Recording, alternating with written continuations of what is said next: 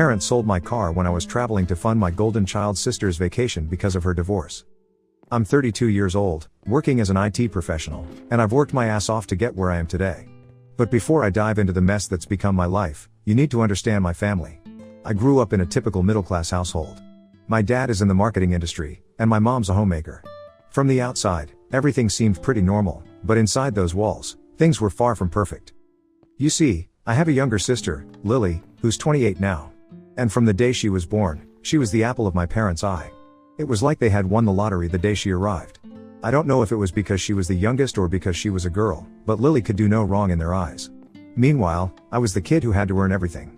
If I wanted something, I had to work for it. My parents weren't cruel or anything, but the favoritism was so blatant that it's impossible to ignore. Growing up, it was always about Lily. If she wanted something, it was hers. If I wanted something, I had to prove I deserved it. And even then, it was never a sure thing. It was like they saw me as a future investment, someone who needed to be toughened up for the real world, while Lily was the delicate flower that needed to be protected at all costs. It didn't matter what I did, Lily was always the priority. Lily, of course, thrived under this treatment. She learned early on that if she cried loud enough or threw a big enough tantrum, she'd get exactly what she wanted. And believe me, she wasn't shy about using that power. By the time she was a teenager, she had my parents wrapped around her little finger. She never had to work a day in her life, not even for pocket money. Everything she wanted was handed to her on a silver platter. I remember one time when we were kids. I'd saved up for months to buy this new video game console. It was all I talked about for weeks. The day I finally had enough money, I rushed out and bought it. But when I got home, Lily threw a fit because she wanted it too. My parents didn't just tell her no. Instead, they took it from me and said we had to share. Except, it wasn't really sharing. Lily got it whenever she wanted, and I had to wait until she was done, which was almost never. It wasn't just about the material things, either. Lily could manipulate situations to get whatever she wanted. If she wanted to go somewhere, my parents would drop everything to make it happen. If she didn't want to do something, they'd make excuses for her. I can't tell you how many times I was left to fend for myself because Lily needed their attention for something ridiculous. And every time I tried to stand up for myself, I was told to stop being selfish, that I should be more understanding because she was younger and more sensitive. So, I learned to stay out of the way. I focused on my studies, worked part-time jobs, and saved up every penny I could. As soon as I was able, I moved out of that house. I got a decent job, bought a modest car, nothing fancy, but it was mine, and started building a life of my own. I thought I was finally free from their toxicity. Little did I know, I was wrong. Lily got married at 24 to a man named Thomas. He was older, wealthy, and honestly, way out of her league. My parents were over the moon. They saw it as Lily finally living up to her potential, marrying into money and securing her place in high society. The wedding wasn't a pretty big affair, of course, all funded by Thomas's family. My parents couldn't have been prouder if they tried. They saw this marriage as their ticket to a better life through Lily. But Lily was still Lily. She had no concept of money because she'd never had to work for anything. She spent Thomas's money like water, buying expensive clothes, jewelry, and taking luxury vacations. I remember sitting through family dinners where my parents would gush over how well Lily was doing, how perfect her life was, and how lucky she was to have found such a generous husband. Meanwhile, I was busting my ass at work, but none of that mattered to them. The cracks in Lily's marriage started showing pretty quickly. Thomas wasn't the type to tolerate her spending habits for long. They argued constantly, and Lily would come crying to our parents, who always took her side. They blamed Thomas for everything, saying he wasn't treating her the way she deserved to be treated. I could see the writing on the wall long before it happened. Divorce was inevitable. And sure enough, after 4 years, Lily was back living with my parents, her marriage in shambles. Lily had actually signed the prenuptial agreement with Thomas, which meant she couldn't get anything out of the divorce, which was extremely smart of him. My parents were devastated, not just for Lily but for themselves. They had banked on this marriage being their way into a higher social circle, and now it was over. But instead of letting Lily face the consequences of her actions, they doubled down on their favoritism. They coddled her even more, showering her with gifts, paying for expensive vacations to help her heal, and making sure she never had to deal with the reality of her situation.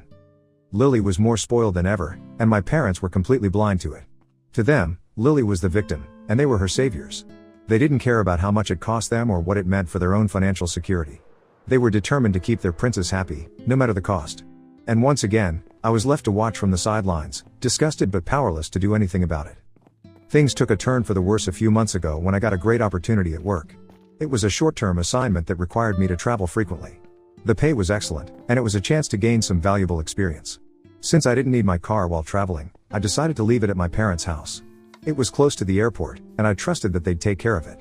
I'd always taken pride in my car. It was a symbol of my independence, a reminder that I'd made it on my own terms. Leaving my car there seemed like a no-brainer. I knew my parents weren't thrilled about the divorce and all the drama with Lily, but I figured the car would be safe there. I was wrong. So very wrong. After 2 months of traveling, I came back home for a weekend visit. I was tired from all the work and just wanted to relax. But when I pulled up to my parents' house, something felt off. My car wasn't in the driveway. At first, I thought maybe they'd parked it in the garage, but when I asked my mom where the car was, she just looked at me with this blank expression and said, "Oh, we sold it to someone." I remember standing there, just staring at her, not able to process what she was saying. "You sold it?" I finally asked, thinking this had to be some kind of sick joke. "Yes," she replied, like it was the most normal thing in the world. "We needed the money." I couldn't believe what I was hearing. "What do you mean you needed the money? That was my car." She didn't even flinch. "Well, Lily's been having such a hard time with the divorce, and we wanted to do something special for her. So we sold the car and used the money to send her on a vacation to Europe. She needed it more than you did." At that moment, something inside me snapped. This wasn't just favoritism anymore. This was outright betrayal. They had sold my car, without even asking me, and all for Lily. And the worst part was, they didn't even seem to care. I felt anger like I'd never felt before. "How could you do that?" I demanded. "That was my car. I worked for years to save up for that, and you just sold it like it was nothing." My dad, who had been silent up until this point, finally chimed in. "It's just a car, son. You can always buy another one. But Lily needed this. She's been through so much, and we wanted to help her." I couldn't believe what I was hearing. "So you think her needing a vacation is more important than my car? You think it's okay to just take something that belongs to me and sell it without even asking?" My mom sighed, like she was dealing with a child throwing a tantrum. "You're overreacting. We did what we had to do for the family. Lily needed us, and we did what was necessary. You're doing well for yourself. You can afford to buy another car. She needed this to recover." Their lack of remorse, their complete disregard for how I might feel, was like a punch to the gut. I couldn't believe that after everything I'd done for them, they would treat me like this. I was furious, but more than that, I was hurt. I had always been the responsible one, the one who did the right thing, and this was how they repaid me. As if things couldn't get worse, Lily walked in at that moment, fresh off her European vacation. She looked tanned, rested, and completely unbothered by the whole situation. "Oh, you're back," she said with a smile, completely ignoring the tension in the room. I turned to her, my anger boiling over. "Did you know they sold my car to pay for your vacation?" She didn't even blink. "Yeah, they mentioned it. I thought you wouldn't mind." "You thought I wouldn't mind? That was my car. My car, that I worked years to save up for, and you just took it without asking?" Lily rolled her eyes like I was being unreasonable. "It's just a car, bro. You can always buy another one. Besides, I really needed this vacation. It was the only thing that's made me feel better since the divorce. You should be happy for me." Happy for her? I couldn't believe what I was hearing. This was beyond entitlement, this was pure narcissism. I could feel my blood pressure rising. This wasn't just about the car. This was about years of being overlooked, ignored, and treated like I didn't matter. And now, they had finally crossed a line that I couldn't ignore. I didn't say anything else. I just turned and walked out of the house. I needed to get out of there before I did something I'd regret. But as I drove away, my mind was already racing with thoughts of how I could make them pay for what they'd done. In the days that followed, I couldn't stop thinking about what had happened. The more I thought about it, the angrier I became. My parents had taken something that was mine and sold it without a second thought. And Lily, she was completely unapologetic. She didn't care about what it cost me, as long as she got what she wanted. It was time to put an end to this. I wasn't going to let them walk all over me anymore. I started planning my revenge. It wasn't just about getting back at them for the car. It was about making them realize that they couldn't keep treating me like this. I had always been the responsible one, the one who made sacrifices for the sake of the family. But not anymore. This time, I was going to put myself first. The first thing I did was cut them off financially. Over the years, I'd helped them out in more ways than I could count. I'd lent them money, helped them pay bills, and even set up a joint account for emergencies. But after what they did, I wasn't going to support them anymore. I withdrew all the money from the joint account and closed it. I also took back the credit card I'd given them for essentials. If they wanted to live beyond their means, they'd have to figure it out on their own. But that was just the beginning. I knew that my parents relied on me for more than just money. I had helped them with their finances, managed their accounts, and even handled their taxes. Without me, they were clueless. So, I decided to make things even more difficult for them. I went through all the accounts I had access to and started systematically cutting them off. They had a backup car that I'd helped them purchase, and guess what? It was in my name. I sold it to recoup some of my losses, leaving them without a vehicle. The fallout was immediate. My parents were furious when they realized what I'd done. They called me repeatedly, demanding that I return the money, the car, everything. But I ignored them. I was done being their doormat. If they wanted to continue their lavish lifestyle, they'd have to do it without my help. For the first time in my life, I had the upper hand. My parents were in shock. They had never expected me to stand up to them like this. They tried everything to guilt trip me. My mom called, crying, saying that I was being cruel, that they were just trying to help Lily during a difficult time. My dad tried to reason with me, saying that family was more important than money and that I was overreacting. But I wasn't buying it. I'd heard all their excuses before, and I was done listening. This wasn't about money, it was about respect. They had never respected me, never valued what I brought to the table. They had taken me for granted for too long, and now they were paying the price. Lily, of course, was livid. She came to my apartment, demanding that I fix everything, saying that I was ruining her life. But I stood my ground. I told her that she needed to start taking responsibility for her own actions and that I wasn't going to bail her out anymore. She didn't take it well, to say the least. She screamed at me, called me every name in the book, and even threatened to cut me out of her life. But I didn't care. In fact, I welcomed it. If being cut off from Lily meant not having to deal with her drama anymore, then so be it. I was done sacrificing my own happiness for the sake of my family. As for my family, I went no contact. They tried to reach out a few times, but I ignored their calls and texts. I knew that if I let them back into my life, nothing would change. They would go back to their old ways, and I would end up right where I started. I wasn't going to let that happen. It wasn't easy, but it was necessary. And for the first time in a long time, I was truly happy. Final update. It's been a while since I last shared my story, and a lot has happened since then. For those who don't know, I cut off contact with my parents and my sister, Lily, after they sold my car without my permission to fund Lily's lavish vacation. The betrayal was the last straw in a long history of favoritism and mistreatment. Since then, I've made some significant changes in my life, and I wanted to provide an update on what's happened since. The reason I'm sharing this update is because I've been reflecting on everything that's happened, and I think it's important to share where I am now.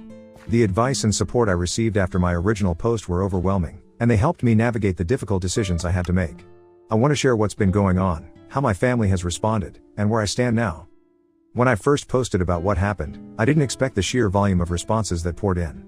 The general consensus was clear: I wasn't wrong to cut off my family, and most people agreed that it was a long overdue step toward reclaiming my own life. Initially, reading through the comments was both validating and overwhelming. I'd always known that my family's behavior wasn't normal, but seeing so many people agree with me and affirm my feelings was something I hadn't anticipated. It made me realize just how much I'd been gaslit over the years into thinking I was overreacting or being selfish for wanting to stand up for myself. One of the most common pieces of advice I received was to stay firm in my decision and to not let guilt or manipulation pull me back into their toxic orbit. It was advice I took to heart. I knew that if I allowed myself to be drawn back in, nothing would change, and I'd end up in the same miserable situation I'd been in for years. After I went no contact, it didn't take long for my parents to start trying to reach out. At first, they bombarded me with calls and messages, which I ignored. When that didn't work, they started showing up at my apartment, trying to talk to me in person. This was when I decided to take more serious action. I filed for a restraining order against them, which was granted given the harassment and emotional distress they were causing. Even with the restraining order in place, my parents found ways to get messages to me. They had friends and extended family members send emails or leave voicemails on their behalf. The messages were a mix of apologies, excuses, and guilt trips. They'd say things like, "We're so sorry for what happened, we never meant to hurt you," followed by, "But you have to understand, Lily was going through a tough time, and we were just trying to help her." It was the same pattern as before, apologizing just enough to make it seem like they were remorseful, but never fully taking responsibility for their actions. They still didn't understand, or maybe they didn't want to understand, that what they did was wrong, not just because they sold my car, but because of how they had always put Lily first, no matter the cost to me. Lily, on the other hand, took a different approach. She tried to play the victim, sending me long, emotional messages about how sorry she was and how much she needed me in her life. She claimed that she'd had a wake-up call after I cut her off and that she was working on becoming a better person. But her words felt hollow to me. I'd seen her act remorseful before, only to go right back to her old ways once she got what she wanted. This message was also sent through a family member. Despite her claims of change, Lily's messages were still laced with entitlement.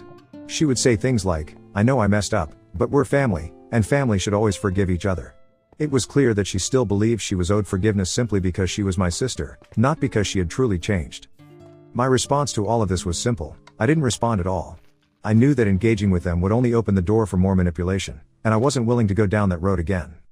With the restraining order in place and my family's attempts at reconciliation falling flat, I turned my attention to more practical matters, namely, the financial and legal fallout from cutting them off. One of the first things I did was to ensure that my finances were completely secure. I closed all joint accounts, changed passwords, and even moved my money to a different bank. I didn't want to give them any opportunity to try and manipulate me financially, which was something they had done in the past. I also had to deal with the legal process of getting compensation for my car, which had been sold without my permission. The legal battle was long and drawn out, but eventually, I did receive compensation. It wasn't as much as I had hoped for, but it was enough to help me move on.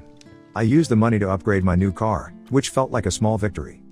As for my parents, their financial situation took a significant hit after I cut them off.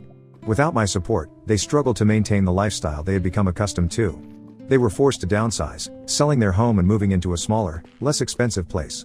I heard through mutual contacts that they were having a hard time adjusting, but I had no sympathy. They had spent years living beyond their means, counting on me to bail them out when things got tough. Now, they were finally facing the consequences of their actions. Lily's situation was even more precarious. Without the financial cushion provided by our parents, she was forced to get a job, something she had never done before. From what I heard, she struggled to hold down any position for long. Her entitled attitude and lack of work ethic made her a nightmare employee, and she bounced from job to job, never lasting more than a few weeks at any place. Despite her claims of wanting to change, it was clear that Lily hadn't learned anything from the situation. She continued to live in a fantasy world where she was the victim, and everyone else was to blame for her problems. Her financial independence was more of a facade than a reality, and it wasn't long before she started reaching out to extended family members, trying to guilt them into supporting her. The decision to go no contact was one of the hardest I've ever made, but it was also the most necessary. It wasn't just about punishing them for what they did, it was about protecting myself from further harm. I realized that as long as they were in my life, I would never be truly free. I would always be caught in their web of manipulation, guilt, and favoritism. In the months since, I've found a sense of peace that I never thought was possible. That's not to say that it's been easy. There are still moments when I feel guilty, when I wonder if I made the right choice. But then I remind myself of everything I endured, and I know that I did what was necessary to protect my own well-being. As for the possibility of reconciliation, I've thought about it a lot. I won't lie and say that the idea hasn't crossed my mind. After all, there's still my family, and there's a part of me that misses the connection we once had, even if it was toxic. But I also know that any reconciliation would come with conditions, boundaries that they would have to respect, and a genuine acknowledgement of the harm they've caused. If I were to even consider reconnecting with them, they would need to take full responsibility for their actions, not just in the recent past, but for the years of favoritism and manipulation that I endured. They would need to show that they've changed, that they're willing to respect my boundaries and treat me as an equal, not as someone who exists solely to serve their needs. Lily, too, would need to demonstrate that she's truly changed.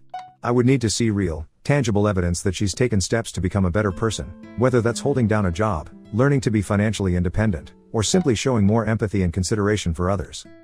But the truth is, I'm not sure if they're capable of that kind of change. They've spent so many years in their toxic patterns that I don't know if they can break free from them. And I'm not willing to sacrifice my own happiness and well-being on the slim chance that they might change. That said, thank you to everyone who has supported me so far.